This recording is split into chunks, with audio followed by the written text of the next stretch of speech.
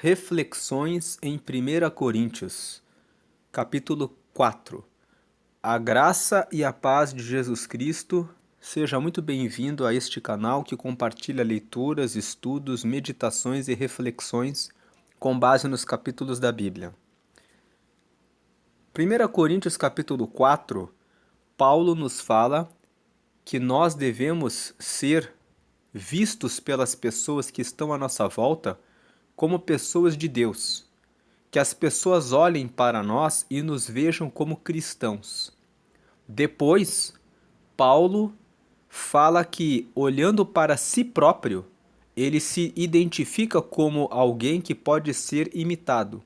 E olhando para Apolo, que é um outro pregador que pregava na região de Corinto, ele analisa se ele e Apolo estão de acordo com o Evangelho, para que eles possam ser um exemplo, para que eles possam ser pessoas com quem os coríntios poderiam aprender o Evangelho. E depois ele explica que tanto ele quanto Apolo e outras pessoas que anunciam o Evangelho muitas vezes sofrem por causa do Evangelho, que eles carregam um fardo pesado para que as pessoas, no caso os coríntios, pudessem ouvir a palavra. E ele convida os coríntios a refletirem sobre isso. E ele termina o capítulo 4 trazendo um questionamento para o povo de Corinto. Algumas pessoas da igreja de Corinto estavam cheias de si, estavam se vangloriando, dizendo que eram melhores do que os outros. Uns diziam, eu sou de Paulo, outros diziam, eu sou de Apolo, e outros diziam, eu sou de Pedro.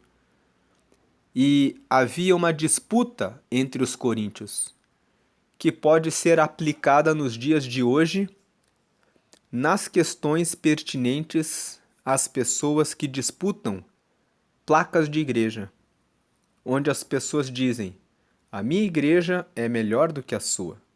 Vamos então fazer aqui a leitura, a meditação de 1 Coríntios capítulo 4. Paulo começa dizendo assim, que os homens nos considerem como ministros de Cristo e despenseiros dos mistérios de Deus. Versículo 2. Além disso, requer-se nos despenseiros que cada um se ache fiel. Então a primeira reflexão que fica para nós é a seguinte: onde você mora, onde você trabalha, as pessoas com quem você convive, elas olham para você e veem você como um ministro de Cristo? Veem você como um despenseiro dos mistérios de Deus? O despenseiro é aquele que cuida da despensa de uma casa, que cuida dos alimentos, da provisão dentro de uma casa. Então, Paulo começa dizendo, tomara que as pessoas olhem para nós e nos vejam como ministros de Cristo, como pessoas que carregam a chave dos mistérios de Deus, como pessoas que têm uma despensa cheia dos mistérios de Deus e que podem trazer respostas e ajuda para as pessoas que precisam encontrar a Deus. No versículo 2 ele fala, além disso, além de sermos pessoas que as pessoas olhem para nós e nos vejam como ministros de Deus, ministros de Cristo e despenseiros dos mistérios de Deus, requer-se, exige-se que nos despenseiros que cada um se ache fiel. Ou seja, é necessário que aquele que é visto como um despenseiro de Deus seja fiel. No versículo 3, Paulo fala, todavia a mim, muito pouco se me dá de ser julgado por vós, ou por algum juízo humano. Nem eu tampouco a mim mesmo me julgo. Paulo fala que, fazendo uma avaliação pessoal, ele identifica em si mesmo que não tem muitos pecados, que ele se empenha e se esforça bastante para cumprir tudo para ser considerado ministro de Cristo e despenseiro dos mistérios de Deus. E ele fala: eu faço a minha análise e vejo que vocês não podem me julgar muito, nem alguém pode me julgar, e nem eu mesmo me julgo. Versículo 4: porque em nada me sinto culpado, mas nem por isso me considero justificado, pois quem me julga é o Senhor. Então Paulo fala: eu não me julgo muito, porque eu me esforço para fazer as coisas certas e a minha consciência está tranquila. Mas eu não sou tão confiante assim de dizer que eu não tenho nenhum pecado, porque é o Senhor que me julga. Pode ser que tenha alguma coisa que eu ainda não percebi e que eu precisa melhorar. Então Paulo, ele fica com a consciência tranquila, sabendo que está fazendo tudo o que deve ser feito, mas fica aberto para ouvir o Espírito Santo corrigindo ele, caso ele necessite de uma correção. Aí no versículo 5 ele fala: portanto, nada julgueis antes de tempo, até que o Senhor venha, o qual também trará à luz as coisas ocultas das trevas e manifestará os desígnios dos corações. E então, cada um receberá de Deus o louvor. Nesse versículo 5, o que Paulo está dizendo é: não julguem a intenção das pessoas. Tem pessoas que vão na igreja e apresentam grandes ofertas e doações com o propósito de aparecer, de parecerem que são pessoas boas.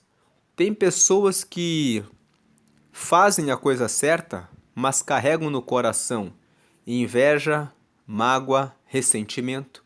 Tem até pessoas que mantêm o casamento com alguém por causa dos filhos, mas dentro do coração carregam mágoa e ressentimento. Outro dia, uma mulher dizia: eu me mantenho casada com esse homem por causa dos meus filhos, mas ele me traiu. Mas eu durmo com ele com essa dor, sabendo que ele é um traidor. Mas por causa dos meus filhos, eu mantenho o casamento. Então, guardar uma mágoa e um ressentimento no coração, porque sofreu uma traição, são coisas que nós não conseguimos ver. Podem existir pessoas que estão na frente da igreja, que frequentam a igreja todos os sábados, todos os domingos, que até participam de trabalhos de evangelismo, de visitas nos hospitais e até em presídios, mas que estão com a sua vida carregando aquilo que só elas sabem. Paulo, aqui no versículo 5, nos fala: nada julgueis antes de tempo, até que o Senhor venha, porque ele trará à luz as coisas ocultas das trevas e manifestará os desígnios, ou seja, ele manifestará as intenções dos corações. E então cada um receberá de Deus o louvor. Nós não devemos julgar aquilo que nós não conseguimos ver, aquilo que não está no nosso campo de conhecimento. Só o Senhor conhece as verdadeiras intenções que fazem e que levam as pessoas a fazerem a obra, a estarem à frente de um trabalho. Tem pessoas que ficam à frente de um trabalho dentro de uma igreja porque aquele local é um lugar que lhes dá visibilidade. E tendo visibilidade, elas podem negociar, divulgar espaços comerciais para a venda de produtos. Os seres humanos são capazes de pensar e imaginar muitas coisas que nós, a olho nu, não conseguimos perceber. Só o Senhor é que sabe quais são as verdadeiras intenções. Existem pastores, ministros do Evangelho que vivem vinculados a um ministério em função de uma remuneração. Não porque realmente querem fazer a vontade de Deus e porque amam o reino de Deus. Então, essas questões só poderão ser reveladas por Deus no dia em que Ele vier. Ele manifestará, trará à luz as coisas ocultas e manifestará as intenções dos corações. O versículo 5 não significa que nós não devemos julgar, aquele que pratica o adultério, aquela pessoa que é desonesta num contrato, aquela pessoa que agride a sua esposa ou que espanca o seu filho, essas questões que são questões visíveis, que podem ser apuradas, são questões que devem ser julgadas, são questões que devem ser tratadas, porque são manifestações que claramente violam a palavra de Deus e também violam a legislação. Então, quando Paulo fala para não julgar, ele está se referindo a não fazer julgamento das pessoas, daquilo que nós não podemos saber. No verso 6 ele fala: "E eu, irmãos, apliquei essas coisas por semelhança a mim e a Apolo, por amor de vós, para que em nós aprendais a não ir além do que está escrito, não vos ensoberbecendo a favor de um contra outro." Paulo aqui está falando justamente da disputa que havia entre os coríntios. Os coríntios, lá no capítulo 1, quem está acompanhando essa série de reflexões em 1 Coríntios e assistiu o vídeo do capítulo 1, viu ali que a igreja de Corinto estava dividida. Eles tinham todos os dons espirituais, eles tinham muito conhecimento da palavra, mas eles estavam divididos. Uma parte dos coríntios dizia: "Eu sou de Paulo", outra parte dizia: "Eu sou de Apolo", outra parte dizia: "Eu sou de Pedro". E nessas divisões entre os coríntios, Paulo vem aqui e diz que tanto ele, quanto Apolo, quanto Pedro são de Deus e nada mais são do que ministros de Deus. No capítulo 2, Paulo vai falar para os coríntios que o único fundamento do evangelho é Jesus Cristo, encarnado como verbo divino, que assumido na forma de carne, morreu para nos perdoar dos pecados e nos justificar e nos reconciliar com Deus, e que ressuscitou para mostrar para nós o poder de Deus de ressuscitá-lo dentre os mortos e que um dia manifestará em nós, os cristãos. Se ele ressuscitou a Cristo, ele pode nos ressuscitar como ele prometeu, e é o que ele fará no futuro, no tempo futuro. Então, Paulo vem aqui no versículo 6 para dizer para a igreja de Corinto: "E eu, irmãos, apliquei essas coisas, de eu e Apolo sermos ministros de Deus. Eu apliquei as mesmas coisas para mim e para ele, por amor de vocês, por amor e por preocupação com vocês, eu estou explicando o que vocês precisam levar em consideração para que vocês aprendam a não ir além do que está escrito. O que está escrito é que Jesus é o fundamento da igreja. Ele é a boa notícia de Deus.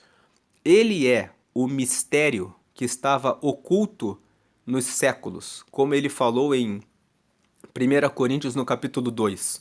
E nós já comentamos o capítulo 2. Então, Paulo está dizendo que vocês não fiquem soberbos a favor de um contra outro. Ou seja, que vocês não fiquem arrogantes e soberbos dizendo: "Eu sou de Paulo, eu sou de Apolo."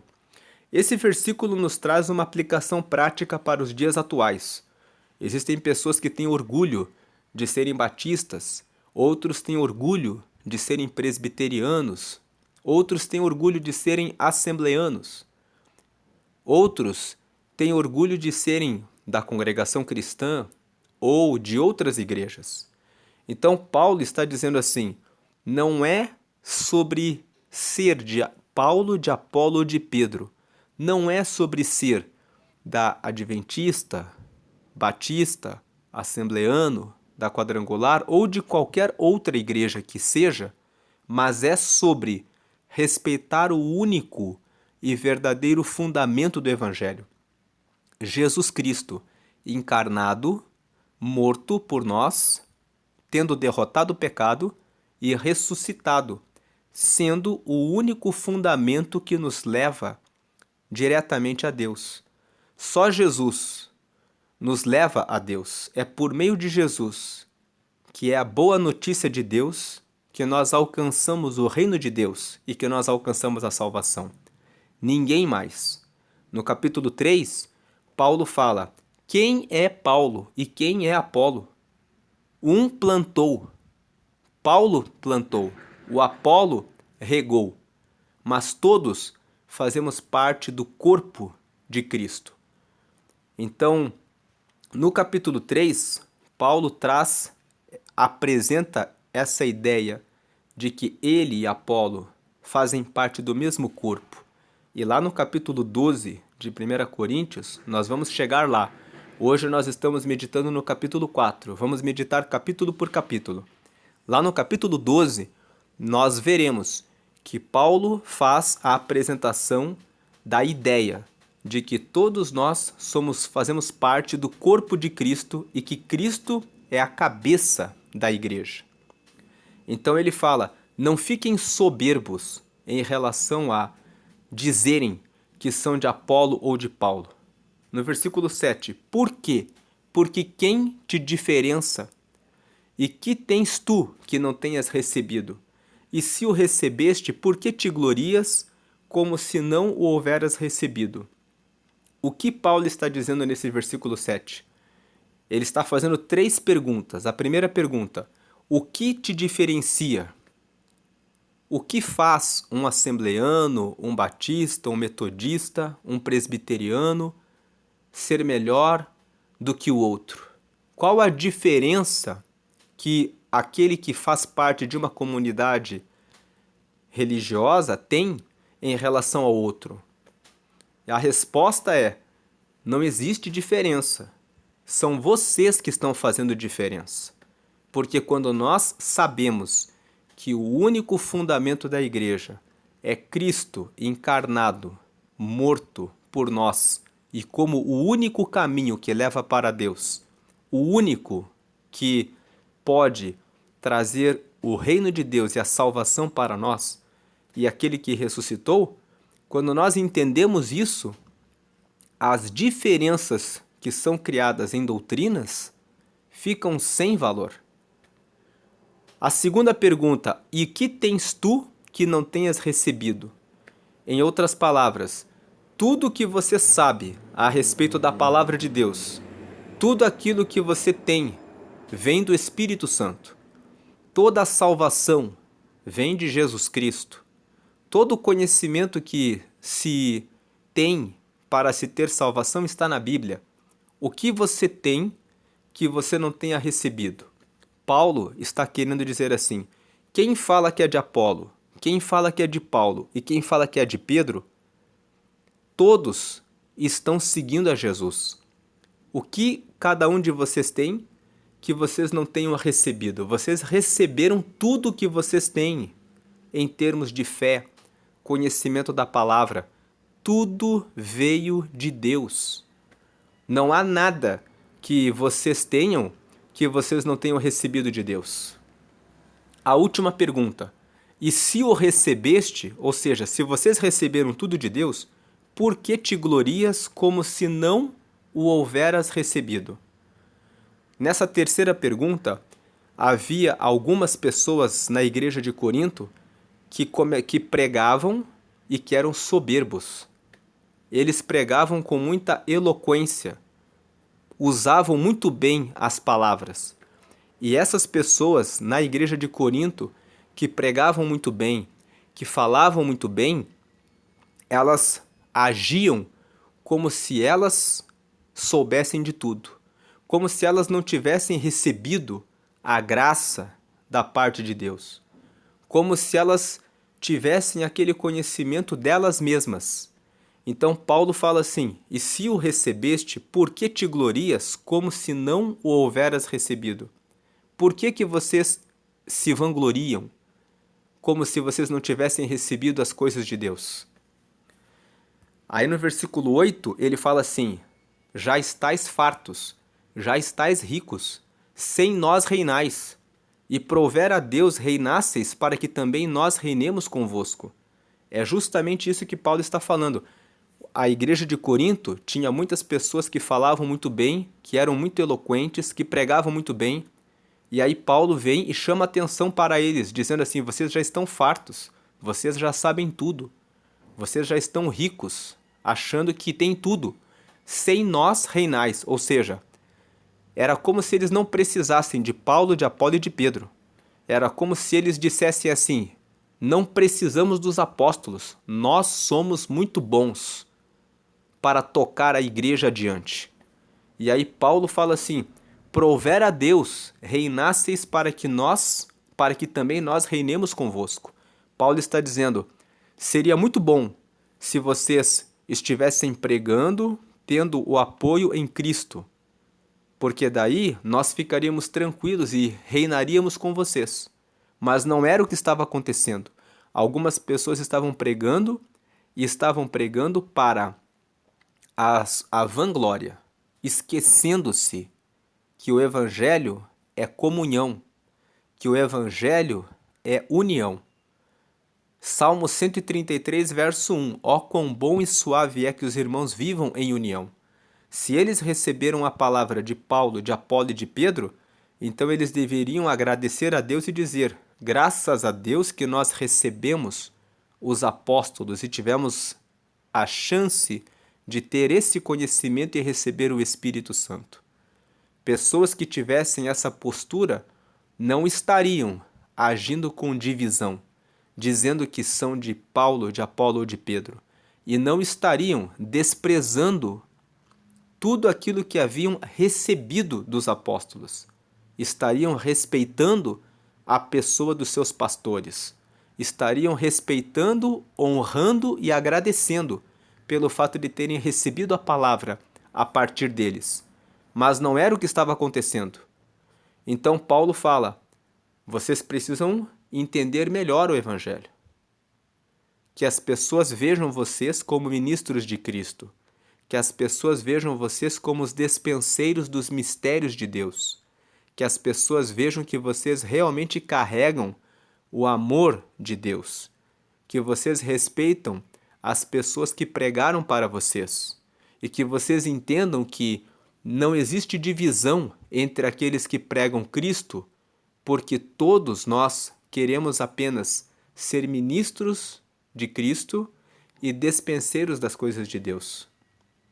Aí no versículo 9, ele fala: porque tenho para mim que Deus, a nós, apóstolos, nos pôs por últimos, como condenados à morte, pois somos feitos espetáculo ao mundo, aos anjos e aos homens. Versículo 10. Nós somos loucos por amor de Cristo, e vós sábios em Cristo, nós fracos e vós fortes, vós ilustres e nós vis. Verso 11. Até esta presente hora sofremos fome e sede, e estamos nus, e recebemos bofetadas, e não temos pousada certa. Verso 12. E nos afadigamos trabalhando com nossas próprias mãos, somos injuriados e bendizemos, somos perseguidos e sofremos. Verso 13. Somos blasfemados e rogamos. Até ao presente temos chegado a ser como o lixo deste mundo e como a escória de todos. Verso 14. Não escrevo essas coisas para vos envergonhar, mas admoesto-vos como meus filhos amados. Então nós vemos que nos versículos 9 até o versículo 13, Paulo fala dos sofrimentos que ele e os demais apóstolos passavam para anunciar o reino de Deus. Eles estavam expostos, sujeitos aos ataques das autoridades. Quando nós lemos Atos dos Apóstolos, nós vemos que Paulo, quando esteve em Corinto, foi perseguido. As pessoas, os judeus, chegaram a persegui-lo e ele saiu para pregar a palavra para os gentios, para os coríntios. Depois que ele estava pregando a palavra para os coríntios, houve um momento em que as pessoas se reuniram e levaram Paulo e Sóstenes, que era um dos principais da sinagoga lá em Corinto, a julgamento perante Gálio. Se nós abrirmos a Bíblia em Atos dos Apóstolos, no capítulo 18, nós vamos ver que Paulo esteve em Corinto durante 1 ano e 6 meses. E quando ele estava saindo de Corinto, eles foram levados perante o procônsul chamado Galho. E Galho colocou em julgamento a questão e, percebendo que as pessoas queriam acusar Paulo porque ele pregava o evangelho, disse para o povo: não vamos julgar esse processo, porque são questões relativas a disputas de palavras entre vocês.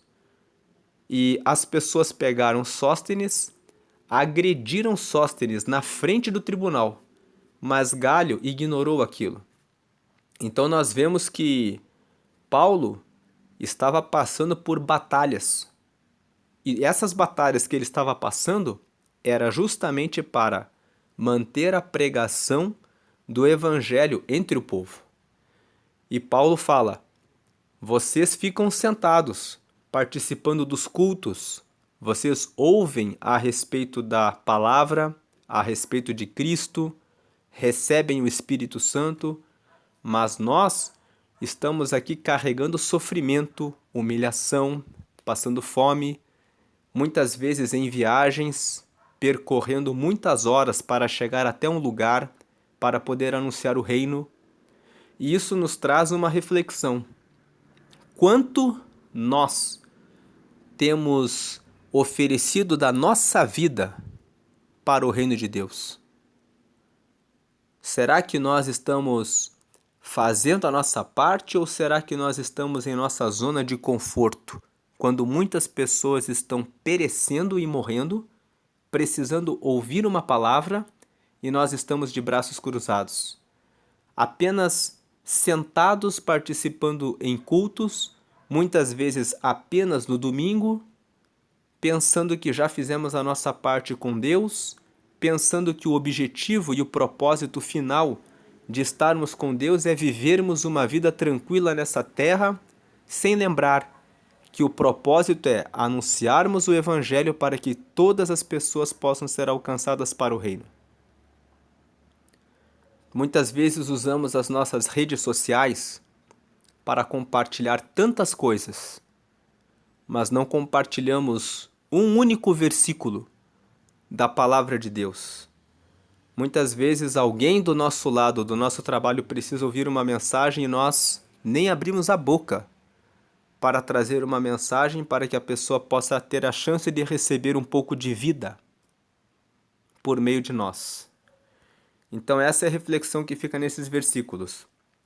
Aí no versículo 15 e 16, Paulo fala assim: porque ainda que tivesseis 10.000 aios em Cristo, não teríeis contudo muitos pais, porque eu, pelo Evangelho, vos gerei em Jesus Cristo. Um aio é um apoiador, é uma pessoa que apoia outra, uma pessoa que carrega, uma pessoa que ainda precisa de ajuda. Então Paulo está dizendo assim: ainda que tivesseis 10.000 aios em Cristo, não teríeis contudo muitos pais, porque eu, pelo Evangelho, vos gerei em Jesus Cristo. Muitas vezes nós estamos em igrejas que têm 4.000, 5.000, 2.000 membros. Podemos conhecer muitas pessoas que caminham conosco na fé, mas pastores que nos ajudam no momento em que precisamos de aconselhamento são apenas alguns. Assim também Paulo está dizendo: ainda que vocês estivessem com 10.000 apoiadores, 10.000 pessoas na mesma fé, vocês não teriam muitos pais. Porque pais, que são aqueles que carregam os filhos no Evangelho, são poucos.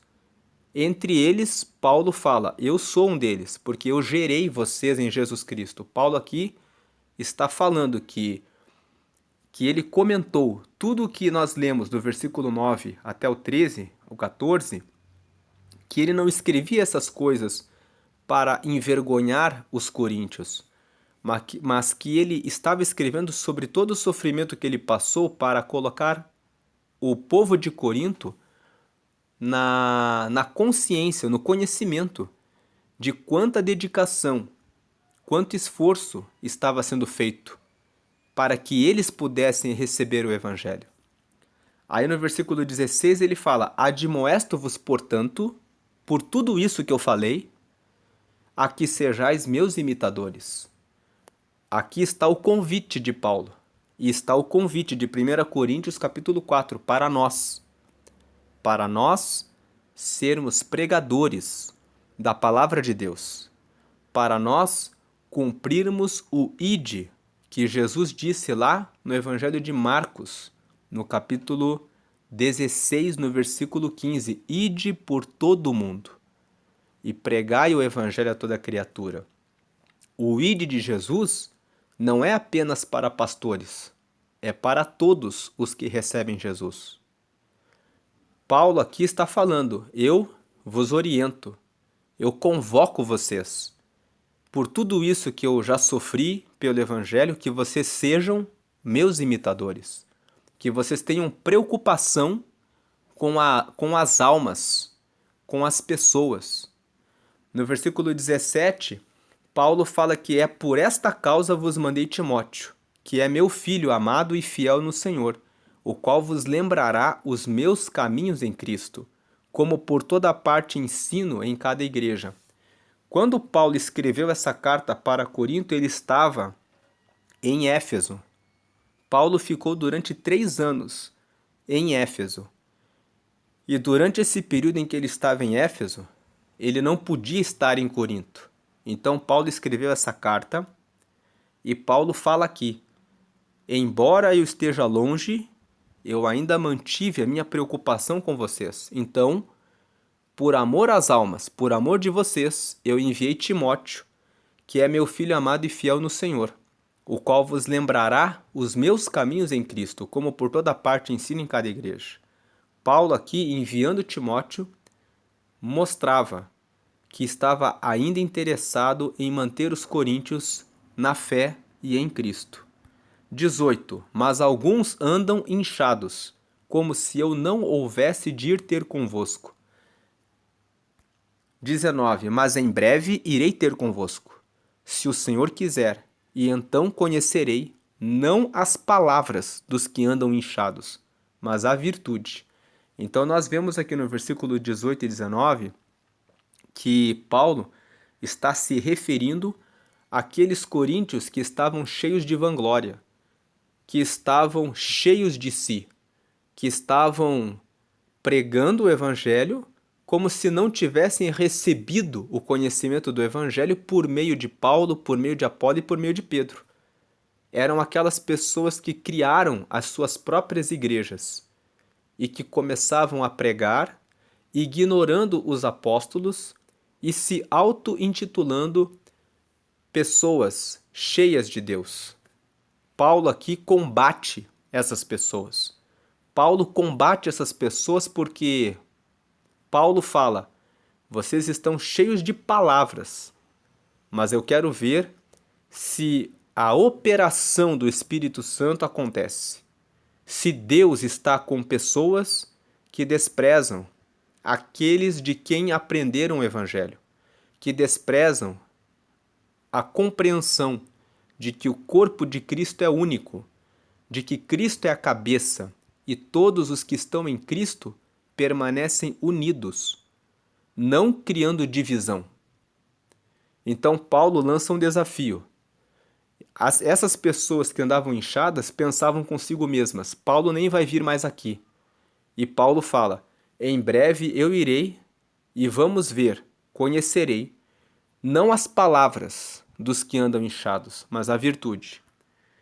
Ele termina o capítulo 4 dizendo, nos versos 20 e 21, porque o reino de Deus não consiste em palavras, mas em virtude. Que quereis? Irei ter convosco com vara ou com amor e espírito de mansidão? Paulo está dizendo assim: o evangelho é virtude. Uma das virtudes, são várias virtudes, mas uma das virtudes é respeitar aqueles que são nossos mestres, de quem nós aprendemos o evangelho, mantendo o amor, a fraternidade e a comunhão, entendendo que a cabeça da igreja é Cristo e que todos nós fazemos parte do mesmo corpo. Se nós aprendemos o evangelho com alguém e nós ignoramos essa pessoa do dia para a noite, criamos a nossa doutrina e começamos a nos colocar como pessoas que são cheias de Deus, criando divisão, então, na verdade, nós estamos com Deus? Obviamente que não, porque não estamos respeitando a cabeça que é Cristo e a unidade da igreja. E Paulo vem e fala: o reino de Deus não é palavra, não é só palavra, não consiste em palavras. Podem ser criadas várias igrejas com palavras muito bonitas, mas o que caracteriza o reino de Deus é a virtude. Quando Paulo no último versículo fala assim: "Que quereis? Irei ter convosco com vara ou com amor e espírito de mansidão", Paulo está questionando o seguinte: quando eu for aí, eu vou ter que usar a vara da correção? Ou até eu ir até aí, vocês vão entender pela carta que eu escrevi que vocês precisam observar a virtude, e aí eu vou estar com o espírito de mansidão e vamos poder estar em comunhão, em paz, em harmonia, em tranquilidade.